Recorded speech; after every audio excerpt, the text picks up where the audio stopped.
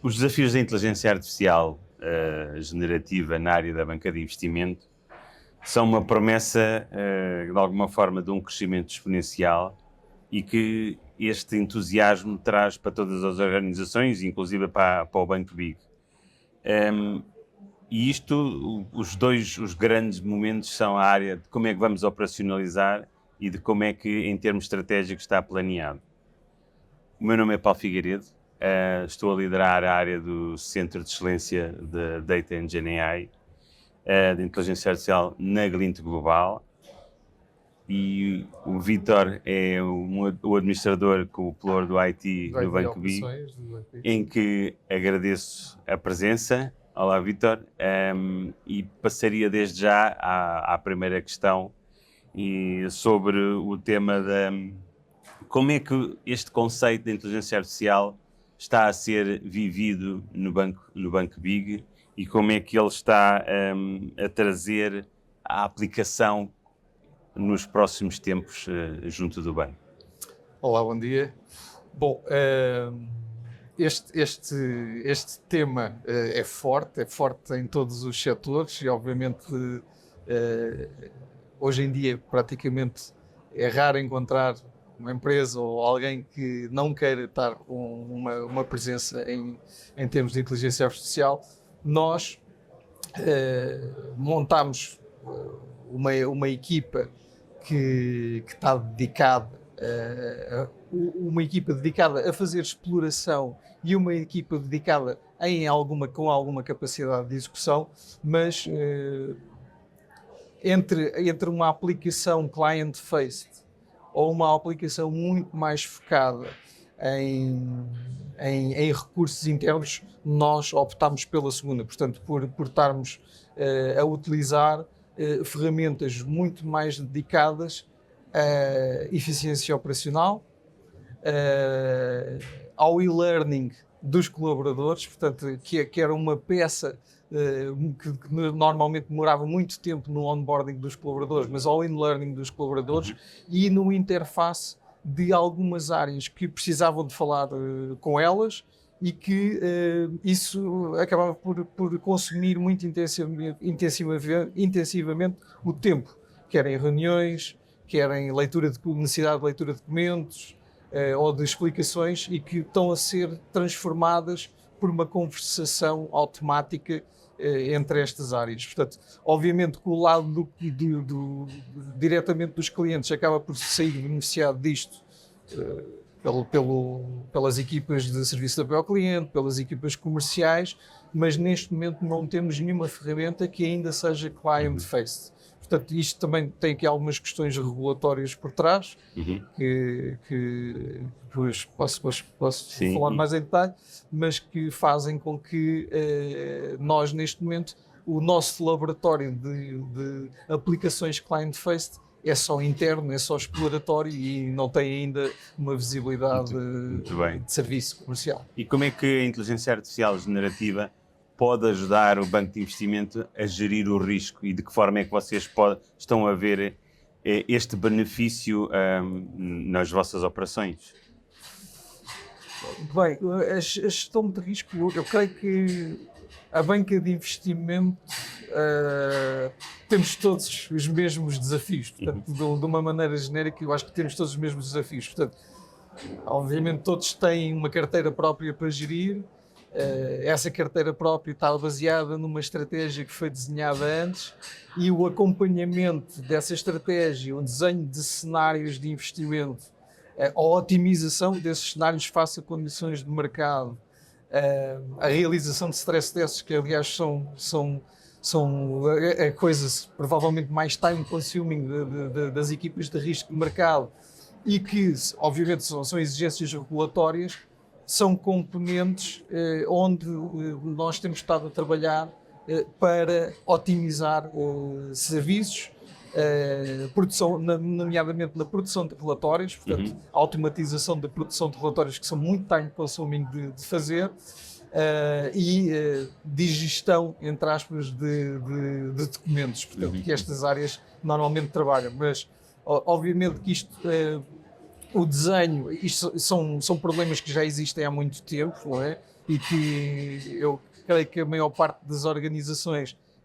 com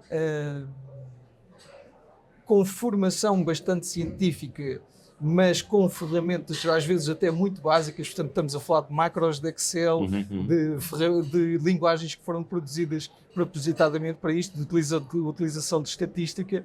isso está a ser transformado e está a ser substituído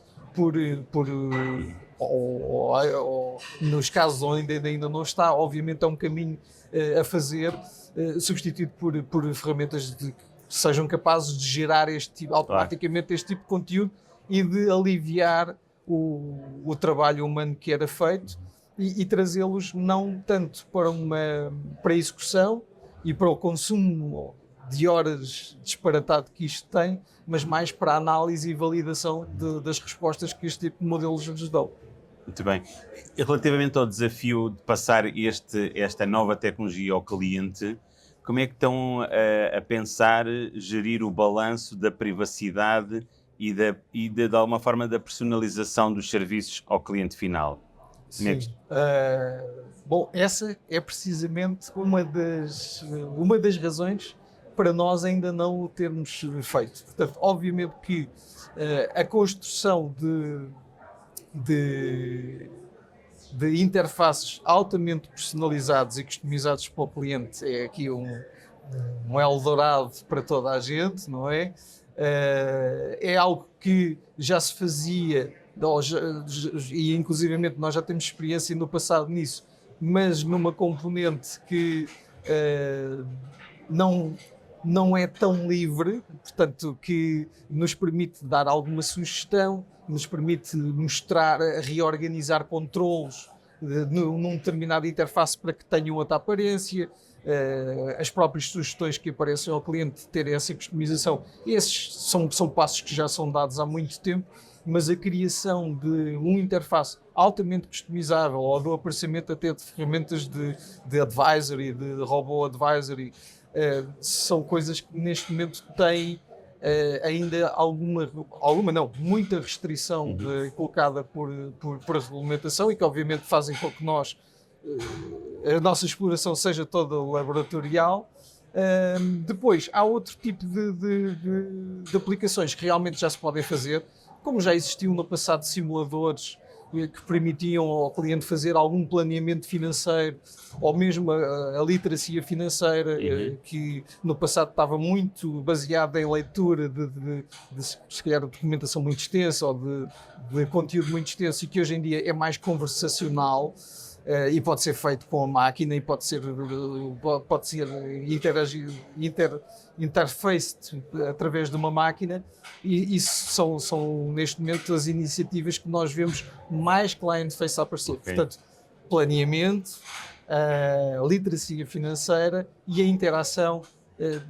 ou com o serviço de apoio ao cliente ou com uma espécie de um financial advisor virtual que no passado inclusivamente era feito com recursos que às vezes nem sequer eram tão especializados. Portanto, basta imaginar que a maior parte dos bancos tem serviços de apoio ao cliente outsourçados. Porque a rotação dessas pessoas e o conhecimento que essas pessoas têm sobre serviços financeiros obviamente é muito limitado pela aprendizagem curta que tiveram para estar a desempenhar aquela função e que hoje em dia, ao serem servidos por uma máquina que ganha mais conhecimento neste tipo de conteúdos, tem uma resposta mais precisa, mais fiel.